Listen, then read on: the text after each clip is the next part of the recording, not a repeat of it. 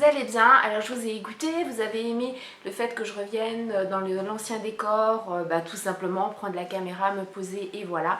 Donc voilà, c'est chose faite. Je vous ai aussi également écouté par rapport à mon teint, puisque ma dernière vidéo tuto donc sur les pigments libres, vous m'aviez dit que je n'avais pas de rougeur, que ça se voyait pas à la caméra, etc.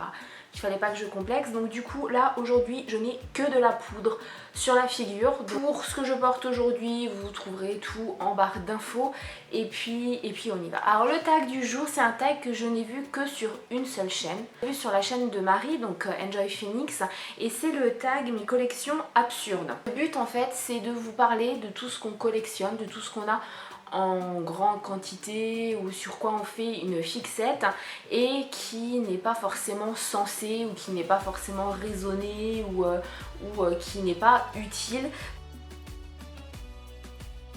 Ça c'est une surprise pour personne. J'en ai tout le temps, peu importe la saison, que ce soit en été ou en hiver.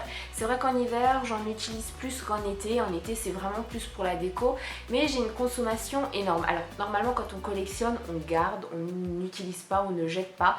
Moi c'est vrai que les bougies je les collectionne un peu, enfin bizarrement non, mais disons j'aime bien en avoir toujours pas mal à la maison pour pouvoir les brûler et ne pas être en rade. Je consomme entre 6 et 10 bougies par mois, et les grandes, celles qui font 40 heures de chez Ikea. Un petit peu compliqué. Donc pourquoi je collectionne les bougies, je sais pas, déjà j'aime ça. Celle d'Ikea, elle diffuse vraiment bien le parfum sans être trop entêtant, sans vous prendre au crâne, etc. Et puis elles sont pas chères aussi. Et c'est vrai qu'en hiver, j'aime bien le côté de voir tout le temps la flamme, surtout quand je travaille au bureau. Je sais pas, ça me réchauffe, ça me réconforte, ça me rassure. J'avais fait une vidéo il y a quelques temps, comment je monte les vidéos, comment je m'y prends en fait pour créer une vidéo de A à Z, et je vous avais un petit peu parlé déjà de ça. L'année dernière j'en avais deux, donc c'était des agendas vraiment tout basiques sur lesquels j'avais mis des images, des petits mots et tout pour me booster, voilà, pour me donner envie de bosser. Donc il y en avait un, ça c'était le principal, c'était celui-là pour les vidéos où je faisais aussi mes stats dedans, je notais les nouveaux abonnés, etc. Et il y avait celui-là qui a été destiné en fait à mon blog, donc les blogs que je notais et les nouveaux abonnés par rapport à Sublime. Voilà, donc vraiment les deux c'était indispensable, je ne pouvais pas tout mettre, enfin j'aurais pu tout mettre en un. Mais comment vous dire que c'était quand même assez plein, donc rassembler et rajouter encore, voilà, donc 2 agendas au minimum.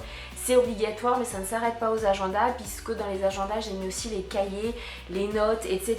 Et là ça va encore plus loin, étant donné que, et ça tout ça vous l'avez vu dans ma vidéo, voilà comment je monte les vidéos, etc. Étant donné que mes vidéos en fait je les prépare, je les scripte. Donc j'ai mon YouTube Book, alors ça c'est déjà le 4e, dans lequel en fait je note, je répertorie toutes les vidéos qui ont été faites. Pour moi c'est vraiment indispensable, même les looks, voilà, je fais un petit croquis en mettant tout ce que j'ai mis, etc., les références, les prix, enfin bon voilà, ça c'est ma bible. Mais ça ne s'arrête toujours pas là, puisque en plus j'ai toujours un bloc-notes ou un cahier dans lequel en fait je note déjà, je scripte donc mes vidéos avant qu'elles soient en ligne. Pour une autre vidéo chute c'est tabou, et bien là j'en suis à, voilà, 4 pages, mais vraiment 4 pages pleines. Et je n'écris que d'un côté tout simplement parce qu'en fait ça, si vous voulez, c'est le brouillon, c'est sur ça que je m'appuie pour vraiment faire mes vidéos, que ce soit un petit peu structuré, que je n'oublie rien, même si souvent j'oublie encore des choses.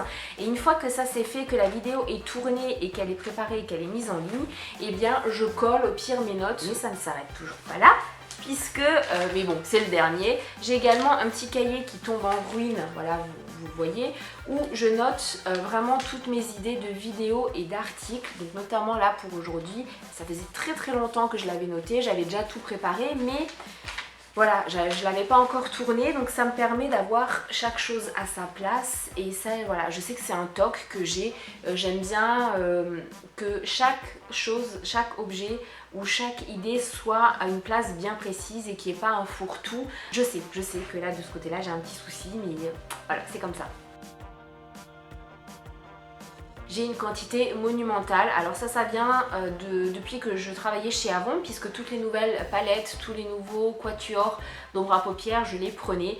Donc ce qui fait que j'ai un tiroir vraiment plein. Il y en a plein que je n'utilise plus parce que je n'aime pas forcément les couleurs, etc. C'était vraiment juste pour de la démo, mais voilà, là j'ai une quantité vraiment énorme. Alors les habits, c'est vrai que j'ai une armoire, l'armoire que vous voyez là. Donc en alu, c'est celle de mon homme. Moi, la mienne, elle est juste là en face de moi.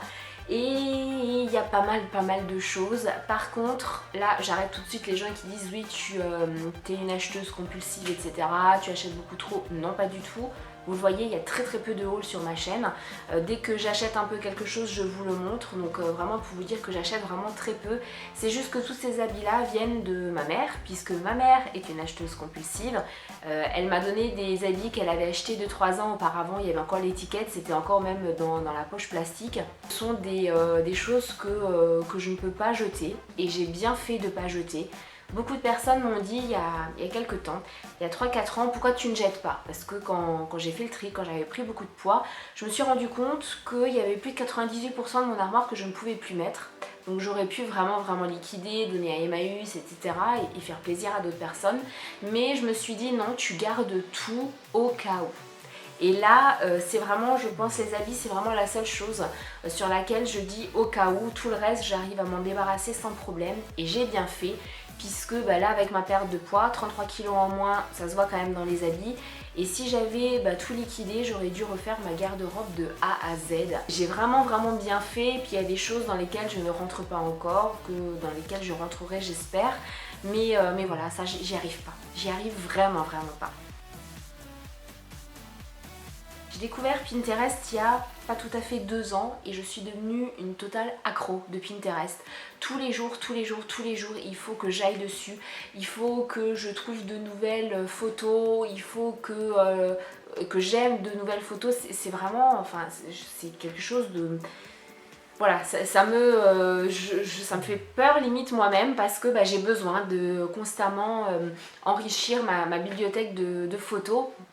Et d'où ça vient, je ne sais pas. Cette vidéo est terminée, j'espère qu'elle vous aura plu, elle aura été plutôt assez courte. Vous aussi, vous collectionnez certaines choses qui peuvent paraître stupides aux yeux des autres, et bien dites-le moi en commentaire, ça peut toujours être sympa et surtout intéressant de découvrir en fait les petits tocs de chaque personne et ce sur quoi on peut pas en fait lâcher prise. Pour le live, le live va arriver, donc du coup ce mois-ci il n'y en aura que un, mais j'attends d'avoir la fameuse réponse par rapport à un projet pour vous dire tout ça et pour pouvoir répondre enfin en toute transparence à toutes vos questions. Jusqu'à la prochaine vidéo, si le cœur vous en dit, likez la vidéo, commentez, partagez-la parce que ça peut être sympa aussi de partager, voilà, si vous avez aimé la vidéo, et je vous fais plein de gros bisous. Je vous aime.